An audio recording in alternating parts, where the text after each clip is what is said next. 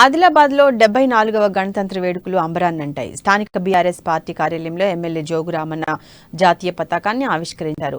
జిల్లా ప్రజలకు గణతంత్ర దినోత్సవ శుభాకాంక్షలు తెలిపారు.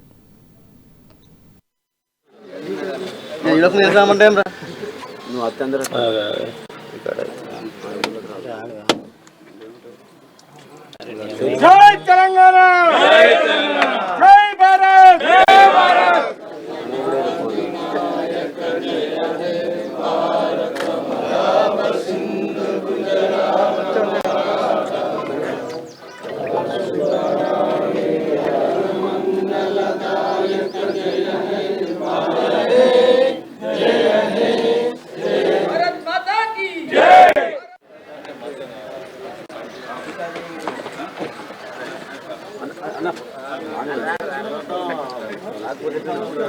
అన్న లాంగ్ రావరా